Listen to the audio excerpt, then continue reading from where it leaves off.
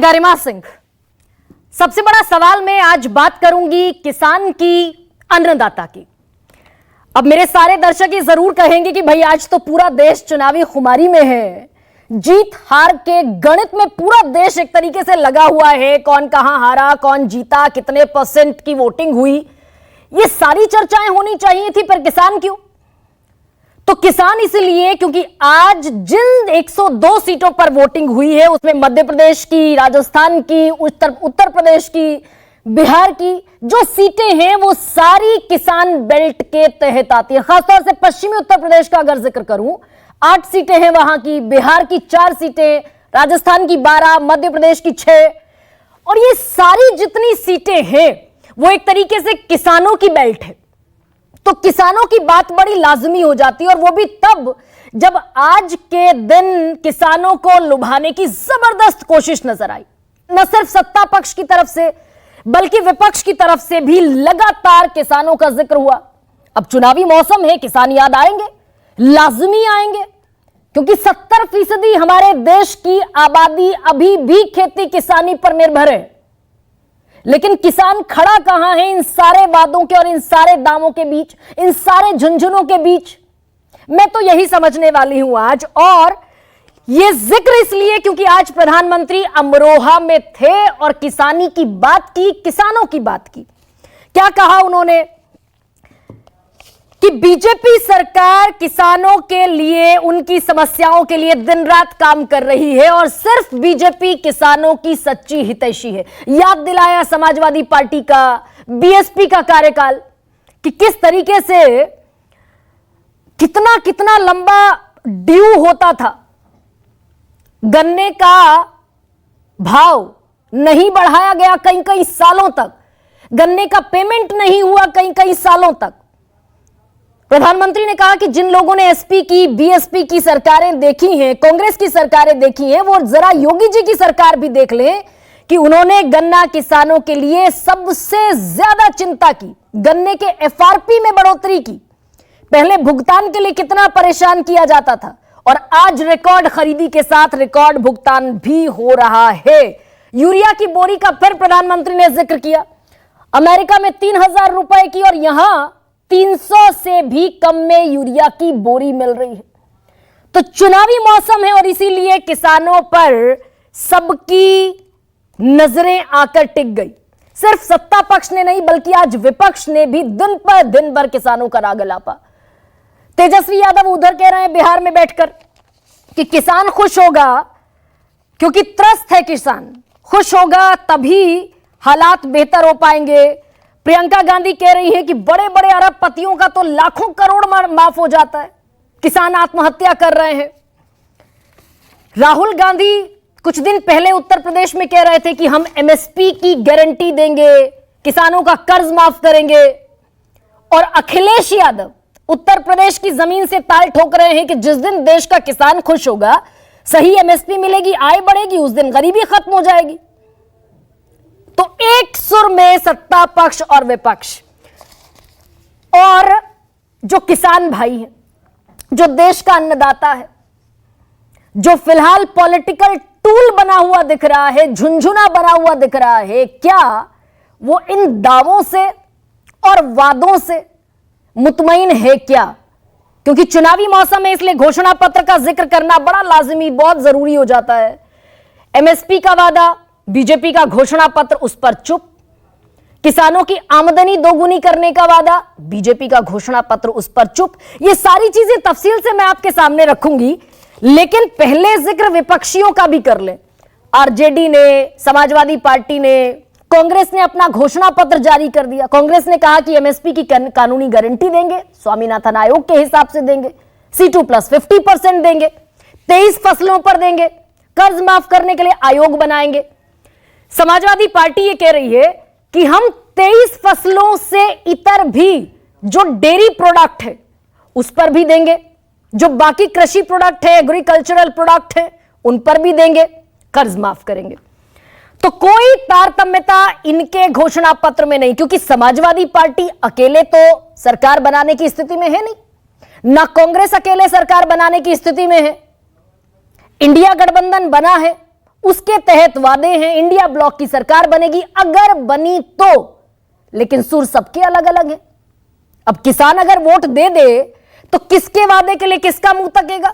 अखिलेश यादव कहेंगे हमने तो यह किया नहीं था, कांग्रेस कहेगी हमने कर्ज माफी की बात तो कही नहीं थी, आयोग बनाने की बात कही थी। तो ये सब चुनावी घुंडियां भी घुमाने की कोशिश है। लेकिन अब बहुत जरूरी यह भी है कि किसानों को लेकर कितने वादे हुए, कितने पूरे हुए। तो सबसे बड़ा वादा यह था कि किसानों की आमदनी दोगुनी हो जाएगी। 2016 में प्रधानमंत्री ने वायदा किया, 2022 तक पूरा होना था, आमदनी दोगुनी नहीं हुई। 8,000 कुछ रुपए उस समय हुआ करती थी, अभी लगभग 10,000 कुछ रुपए है, मात्र 2,000 कुछ रुपए बढ़ी, होनी थी लगभग 16,000। और आमदनी सीधे सीधे जुड़ी है एमएसपी से। स्वामीनाथन को, डॉक्टर एमएस स्वामीनाथन को भारत रत्न तो दे दिया, लेकिन उन्हीं की जो रिपोर्ट ये कहती है कि किसानों का भला तब तक नहीं हो सकता जब तक C2 प्लस 50% यानी कॉम्प्रिहेंसिव कॉस्ट, सारी लागत प्लस 50% किसानों को ना मिले। उस पर घोषणा पत्र में कतई चुप्पी है। कमेटी बना दी गई थी एमएसपी की, वो अभी लगभग 1.5 साल से 16-17 बैठकों के बाद सिफर नतीजे पर है। क्या कहा उस कमेटी में किसने, किसी को पता नहीं। अलावा इसके किसान सम्मान निधि के तौर पर 500 रुपए हर महीने भी दिए जाते हैं, 6,000 रुपए सालाना है, लेकिन कभी 9 करोड़ को, कभी 10 करोड़ को, कभी 11 करोड़ को, और आगे जारी रहेगा यह भी कह दिया। तो ये वादा करने से सत्ता पक्ष या कोई गारंटी देने से, क्योंकि संकल्प पत्र में कहा गया मोदी की गारंटी, तो कोई गारंटी किसानों के नाम पर देने से सरकार क्यों बची? स्थिति क्या है किसानों की असल स्थिति चुनावी झुंझुने से इतर, यह भी मैं आपको बताऊं। 2014 से 2022 तक का यह डेटा है और एनसीआरबी का डेटा है, नेशनल क्राइम रिकॉर्ड्स ब्यूरो, और यह कहता है कि 9 साल में हर दिन 30 किसानों ने आत्महत्या की।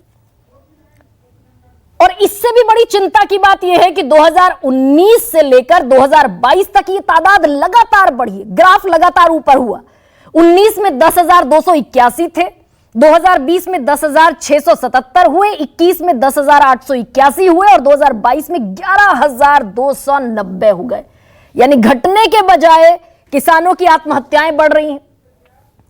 अगर एफआरपी बढ़ गया, गेहूं का, धान का, मक्का का, चने का एमएसपी बढ़ गया, अभूतपूर्व अंदाज में बढ़ गया, तो ये किसान आत्महत्या क्यों कर रहे हैं?